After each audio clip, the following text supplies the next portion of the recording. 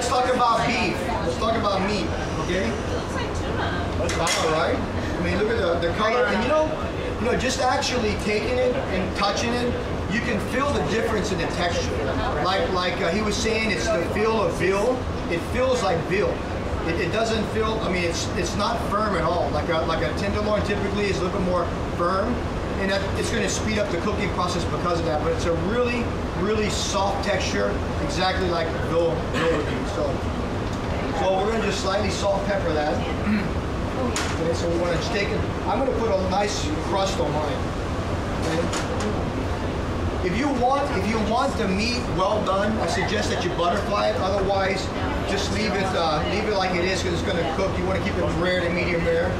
Do like a nice crust on that. Okay. You guys see that? I know. Seriously. It's like Play-Doh. Okay, so we're going to get your pan nice and hot. We're going to get a nice sear on this. We're going to finish it in the pan. What kind of oil? It's olive oil.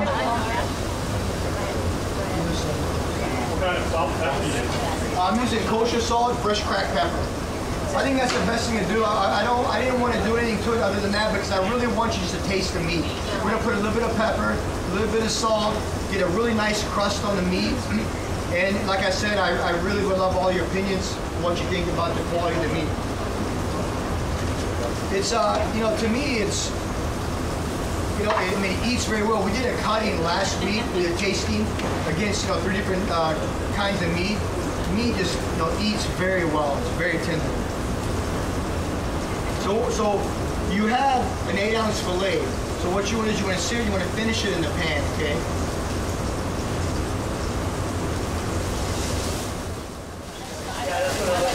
So that's what you're looking for, right? A nice crust on that, see that? You want to get a nice crust on there like that, okay? That's what you're looking for. Can you guys see that?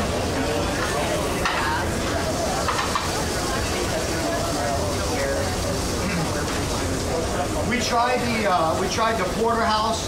We tried the rib domanico. We tried the filet. All of our primary cuts. We cooked them against Chicago stockyards. Great piece of meat. It's phenomenal. And it really stands up. But I mean, I don't know, how does everybody like to say, everybody likes it medium rare? Medium rare. Now, I recommend you cook it medium rare. If you want it medium well to well, butterfly it so it doesn't take forever. Okay? I have a question about the pan. You're always using the non-stick pan. Use that in LA Prime? We use French saute pans in LA Prime, and we use cast iron in LA Prime. So they do stick. What's that? No. I mean, LA Prime, we don't cook our steaks in a pan. We cook them on a broiler. Yeah, it's a hot plate. It gets up to like a. There we go. We're good. You can't deglaze. Yeah, you can't. The steaks up there, we just sear them on the flat top, and we have a broiler, like he was showing that on the thing there. We sear them off. We finish them in the broiler, cooks them to the temperature desired, but we don't deglaze the pans or anything like that. We serve steak straight as it comes off. The non-stick pan is for cooking. The non-stick pan is a good pan to use for cooking class because it minimizes all the damage, people getting stuck in the food. So, Well stated. you know what I mean? Let's be honest. Okay, so anyway, so this right now, you guys remember the test on how to check your meat, right? Yeah. How do you check your meat? Right? Remember? You get your hand like this, right? Okay, don't grip it hard, right? Just close your hand, push right there. If it's soft, that's like medium rare to rare. And then lightly squeeze it.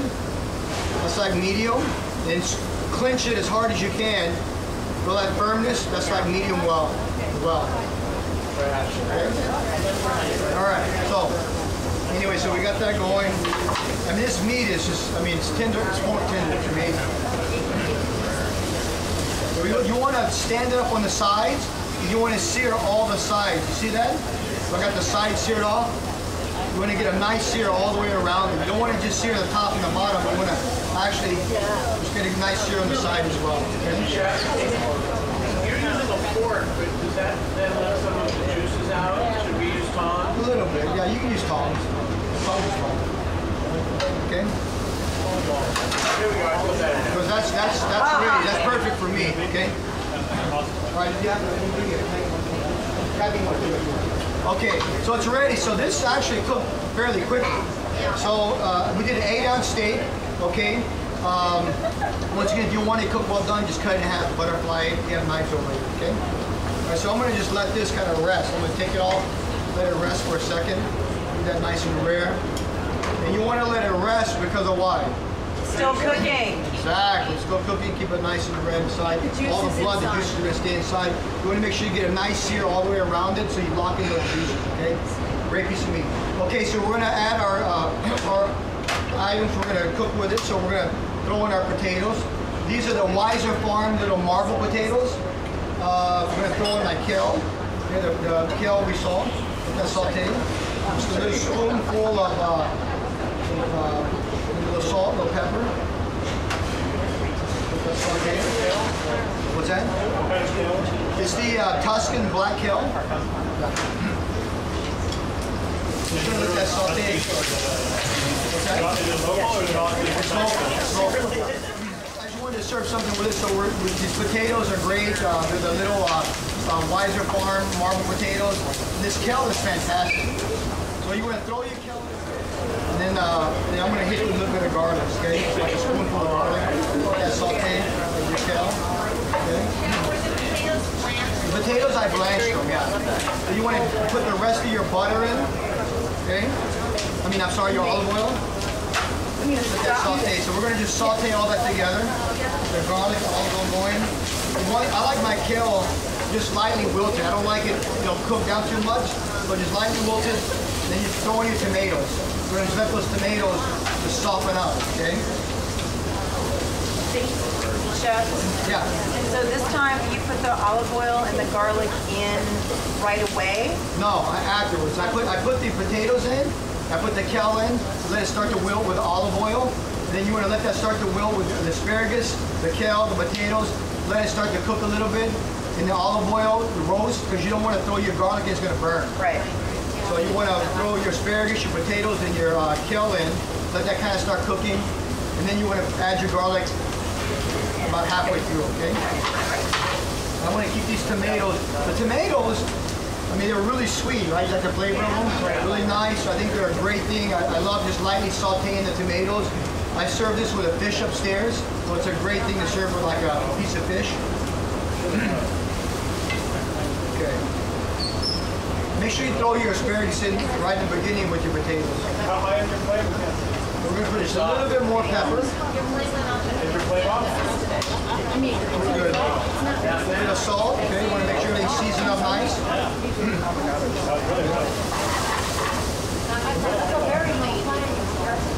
Okay. Got that? Okay, then we're going to add, we're going to finish it with the butter. Okay. So like 2 tablespoons of butter in here. The tomatoes will start to soften.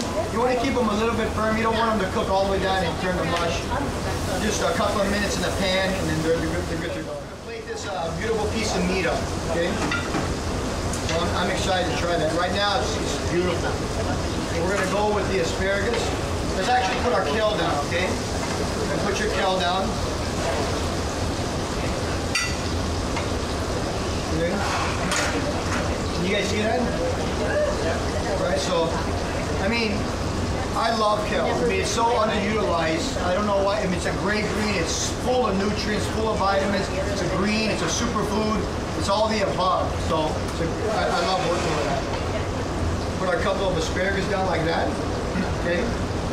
We have our little marble potatoes. It's a great steakhouse kind of dish.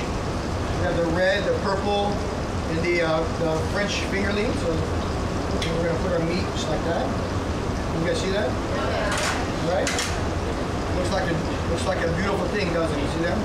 Now I'm going to just take my tomatoes. See how they just kind of lightly popped open. See how they done that? You don't want them just completely fall apart. You want to leave them, to where they just soften up. You can put those right on top. adds a great little olive oil to it. They're really, really tender and soft. So it's a nice little garnish. Okay? And that's it. Voila. Okay, it's a beautiful Cabernet mushroom sauce with chanterelles, morels, the shiitake oyster mushroom. So if you want a little bit of sauce for your meat, it's up to you, but I'd love you to try it and see how it stands up on its own, okay? All right, so thank you so much. Let's get cooking, okay? All right, let's go.